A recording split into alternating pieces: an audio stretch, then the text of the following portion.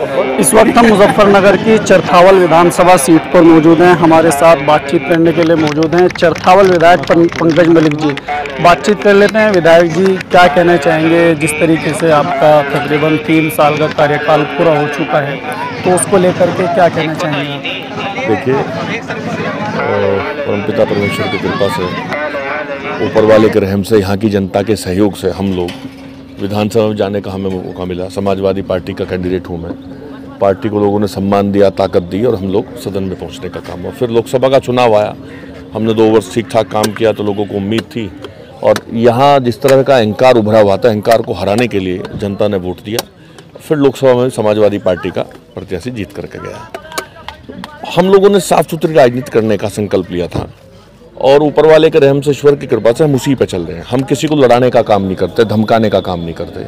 जो विकास कार्य हमसे हो सकता है उनके लिए प्रयास करते, नहीं तो सदन में लड़ाई लड़ने का काम करते हैं। हम संविधान को मानते हैं, अम्बेडकर जी में विश्वास करते हैं, बड़े छोटे में अंतर नहीं मानते। इसलिए संयम रखते हुए, संविधान को मानते हुए, लोकतांत्रिक तरीके से अपनी बात को रखने का काम करते हैं और अपने क्षेत्र में विकास कराने का लगातार प्रयत्न है। हाँ, एक लड़ाई जरूर है कि हम अपने क्षेत्र का माहौल खराब होना नहीं देना चाहते। जिस तरह से बार बार सांप्रदायिक ताकतें षड्यंत्र रच करके लोगों को लड़ाने का काम करती हैं, उससे हम बचाने का प्रयास करते हैं, और ऊपर वाले की कृपा से ये सब ठीक चल रहा है। अभी तो जल्द ही विधानसभा का सत्र भी शुरू होने वाला है। किन किन मुद्दों को आप उसमें उठाएंगे? देखिए, मेरे क्षेत्र का विकास हमेशा मेरी प्राथमिकता रहती है। कानून व्यवस्था, यहाँ की स्वास्थ्य सेवाएँ, यहाँ जिस तरह से गाँव में सफाई नहीं हो पाती, चाहे ग्रामीण क्षेत्र हो, शहरी क्षेत्र हो, जितनी मूलभूत सुविधाएं हैं उनके सबके बारे में उठाता हूं। चाहे परिवहन का मामला हो, स्वास्थ्य का मामला हो, बिजली का मामला हो, कानून व्यवस्था का मामला हो, खेल का, खिलाड़ी का, नौजवान का, रोजगार का, जो भी मामले हैं सबको उठाने का काम हम लोग करते हैं। हमेशा यही प्रयास रहा है। अच्छा, मेन मुद्दा जो है पश्चिम उत्तर प्रदेश में, वो गन्ने के पेमेंट को लेकर के है, लेकिन आमतौर से ऐसा देखने में आता है कि हर साल पेमेंट बहुत ज़्यादा लेट हो जाता है। पेमेंट तो देखिए सिर्फ कागजों में करते हैं। पिछली बार सदन में जब मेरा सवाल था तो सरकार की तरफ से जवाब आया कि हमने 99% इस तरह का कुछ जवाब आया कि हमने पूरा भुगतान कर दिया। मेरे पास आंकड़ा था। उन्होंने कहा पिछले वर्ष का सारा कर्जा, मेरे पास आंकड़ा था, उन्हीं का दिया हुआ आंकड़ा था। उसमें बुढ़ाना मिल हो, शामली मिल, थाना भवन मिल, बहुत सारा पेमेंट रुका हुआ था। उसका कोई जवाब उन्होंने दिया नहीं। देखिए, वो तो सिर्फ आंकड़ों की बाजीगारी करते हैं, आंकड़ों में उलझा करके अपनी बात को रखना चाहते हैं। वो बिल्कुल किसान विरोधी हैं। जब हम किसान की बात करते हैं वो हिंदू और मुसलमान की बात करते हैं। जब हम नौजवान के रोजगार की बात करते हैं वो बड़े छोटे की बात करते हैं, जात की बिरादरी की बात करते हैं। अभी देखो किस तरह का घटना की, किस तरह से पीडीए के एक व्यक्ति को, मतलब जातियों का संघर्ष कराने का काम जिस तरह से उन्होंने किया, ये गलत है। चोटा काट दिया, कहीं हिंदू और मुसलमान के नाम पे करते हैं। जागेड़ी में क्या हुआ था आप देखिएगा। तो इन सब चीज़ों, मैं तो आपके माध्यम से जनता से भी अपील करूँगा कि बहुत जो लोग बार बार सांप्रदायिकता के नाम पर सरकार में आना चाहते हैं, उनकी बातों को समझ करके खराब बातों पे ना जा, खराब रास्ते पे ना जा। वो लोग आपस में लड़ा करके सिर्फ सियासी अपने आप को सियासी तौर पे मजबूत करना चाहते हैं, राजनीतिक रोटियां सेकना चाहते हैं, और उनका काम नहीं। तो उनसे बचकर करें, सब लोग मिलजुल कर रहें, अपना काम करें, अपने बच्चों को पढ़ाने का काम करें, इस क्षेत्र को, हमारे देश को आगे बढ़ाने का काम करें। चरथावल में काफ़ी लंबे टाइम से अतिक्रमण का मुद्दा गरमाया हुआ है। कुछ लोग उसको सही मानते हैं और कुछ लोग ये चाहते हैं कि भाई गरीब की रोजी रोटी है, उस पर फ़र्क पड़ता है। आप इसको कैसे देखते हैं? देखिए, वहाँ बहुत सारे लोगों से बात हुई है। बहुत सारे लोग ये भी चाहते हैं कि वहाँ रास्ता बने चौड़ा होकर के। बहुत सारे लोग, जो आपने कहा कि रोजगार फर्क पड़ता है, ऐसे भी हैं। प्रशासन को बहुत सोच समझ करके उसका निदान करना चाहिए, क्योंकि रोड बनेगी नहीं बनेगी उसका सामना जनता को करना पड़ेगा। और जनता वो व्यापारी भी हैं, हम भी हैं। हम लोगों ने उच्च अधिकारियों से बात की थी और जल्दी इसमें प्रयास करेंगे, इसका कुछ जल्दी समाधान हो, जनहित में समाधान हो। 2027 का विधानसभा चुनाव करीब है, तो उसको लेकर के किस तरीके की तैयारी है आप लोगों की? हम तो फिर दोबारा जनता के बीच में जा रहे हैं, और जनता के बीच में जाकर के यही बात करेंगे कि हम लोगों ने 10 साल जहां काम नहीं हुआ वहां काम कराने का प्रयास किया, और एक गरीब की आवाज़ बन करके गरीबों को के लिए लड़ने का काम हम लोगों ने किया है। मैंने ये नहीं कहूँगा कि मैंने धरती पलट दी, ये कर दी। हाँ, हमने अहंकार को ख़त्म करने का काम किया है, और जिम्मेदारी के साथ कह सकते हैं आज किसी प्रधान पे कोई दबाव नहीं है।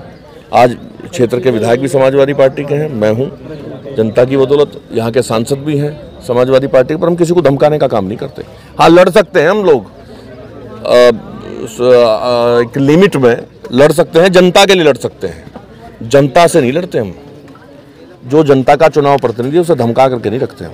तो इन सब बातों को दोबारा से जनता को याद दिला करके और इस क्षेत्र की कैसे तरक्की हो, कैसे उन्नति हो, कैसे क्षेत्र आगे बढ़े, उसी को ध्यान में रखते हम लोग चुनाव में जाने का काम करेंगे। आपके बारे में चर्चा ये थी, इस बार आप बुढ़ाना विधानसभा से चुनाव लड़ने वाले हैं, उसमें कितनी सच्चाई है, क्या कहना चाहेंगे? समाजवादी पार्टी के नेता तय करेंगे। मेरी पहली पसंद मेरा क्षेत्र है चरथावल। जनता ने मुझे चुन करके भेजा, यहाँ दोबारा से जीत दर्ज करने का काम किया। बाकी यहाँ की जनता तय करेगी और हमारे राष्ट्रीय अध्यक्ष तय करेंगे। टिकट देने का काम उनका है, अभी तो मेरा ही फाइनल नहीं है भाई। जिससे वो लड़ाएंगे वो लड़ेगा, जहाँ वो लड़ाएंगे वहाँ लड़ेगा। मैंने बताया ना, मेरी प्राथमिकता चरथावल विधानसभा है, यहाँ की जनता है। अच्छा, लोगों में जो चर्चा है वो ये सोच रहे हैं कि डर की वजह से बुढ़ाना विधानसभा पसंद करना चाहते हैं। नहीं नहीं, कैसा डर? हार का डर। कैसी हार? बोल रहे बहुत कम मार्जिन खड़े हैं ना, जहाँ आप खड़े हैं, यहाँ मेरे वालिद साहब ने यानी मेरे पिताजी ने, मैंने ये छोटे बच्चे बड़े होते देखे, कई पीढ़ियों से हमारे ताल्लुकात हैं। यहाँ से अगर हमसे कोई नाराजगी भी है तो हम लोगों के बीच में जाकर के पूछेंगे, उनसे बात करेंगे। ऐसा कुछ नहीं, पहली बात तो कोई नाराजगी नहीं, अगर होगी भी तो हम जनता के बीच में रहेंगे। चुनाव मेरी प्राथमिकता है कि बाकी पार्टी जो तय करेगी। हारे हुए तो वो हैं, जब मैं 5000 से जीतता था, डरे हुए तो वो हैं हार से। मैं पहला चुनाव लगभग 5500 वोटों से जीता था, 13,500 की लीड थी इसी क्षेत्र की जनता ने दी पार्लियामेंट के चुनाव में। तो वो तय करें, वो बतावें। यहाँ कोई डर नहीं, लोगों के बीच में हूँ और कहीं ना कहीं आपको मिलता रहूँगा। बात की जाए 2024 के लोकसभा चुनाव के बाद में, एक साल गुजर चुका है तकरीबन। हरिंदर मलिक जी सांसद हैं, लेकिन जो विपक्ष के सांसद हैं, पूर्व सांसद संजीव बालियान जी, उनकी तरफ से बार बार ये कहा जाता है कि भाई एक साल से जो है ज़िले का माहौल बदल गया और ज़िले में ज़्यादा चोरी होने लगी। मतलब बहुत सारी चीज़ें जो है उन्होंने, जहाँ तक मैं समझता हूँ कि आप ईमानदारी के साथ स्वतंत्र पत्रकारिता करते हैं और मैंने देखा था किस तरह से आप पे भी रोक लगाने का इन्होंने काम किया। आप ईमानदारी से बताइए, जो वो कहते हैं उनके कहने में किस तरह से सत्य है, आप मुझे बता दो, कोई जवाब दो। हमने किसी को दबाया क्या? हमने तो किसी को दबाने का काम नहीं किया। वो विकास की बात करते हैं, वो तो खुद विनाश की ओर ले जाने का काम कर रहे हैं। जिस तरह से बार बार लोगों को लड़ाने का काम ये इनकी पार्टी करती है, एक भाई को भाई से लड़ाने का काम करती है, तो उम्र में तो 40-47 साल मेरी उम्र है। मैंने यहाँ बहुत सारे नेता आए, बहुत सारे गए। जो भी विधायक, मैं तो कहूँ गांव का प्रधान भी अगर बनता है तो वो कुछ अच्छी काम करता है, कुछ खराब काम करता है, करके जाता है। संजीव जी के पास जो आईना है, उस आईने से तो कोई विकास दिखता ही नहीं। वो कह रहे हैं कि हर गांव के अंदर, मेरी लोकसभा क्षेत्र में हर गांव के अंदर मेरा पत्थर लगा हुआ है, मेरे नाम का विकास होया है। जिस दिन हमें 10 साल होंगे, उनके घर के बाहर आगे भी हमारे विकास का पत्थर लगा होगा। वायदा आपसे, वायदा। और ऐसा नहीं, वो तो आज, अगर मेरी विधानसभा की आप बात करें, वो तो आज इस बात का दावा कर रहे हैं, उनके गांव में खुद मेरे 2 पत्थर लगे हैं, उनके घर के आसपास के काम मैंने कराए, उनके गांव के। वो इस तरह की बात करते हैं। देखिए, विकास जनता के लिए होता है, इस क्षेत्र की तरक्की के लिए हम लोग, जब वो राजनीति में नहीं थे ना, तब से हम लोग प्रयास करते हैं। मेरे वालिद साहब तो उस समय विधायक थे जब निधि भी नहीं हुआ करती थी और कच्चे रास्ते थे, कच्चों को पक्के बनवाने का काम किया। आज भी बहुत सारे रास्ते ऐसे हैं, आज भी बहुत सारे रास्ते ऐसे हैं जिनकी मरम्मत नहीं, मैं प्रयास कर रहा हूं उनके लिए। दूसरी बात, वो कह रहे हैं जिले का माहौल खराब हो गया। सरकार किसकी है भाई? आप तो स्वतंत्र राजनीति करते हैं, सरकार तो भाजपा की है ना। सरकार बदल गई क्या आते ही? वो अच्छी बात है, वो सरकार मान रहे, वो लोकतंत्र की ताकत से डरने का काम कर रहे हैं।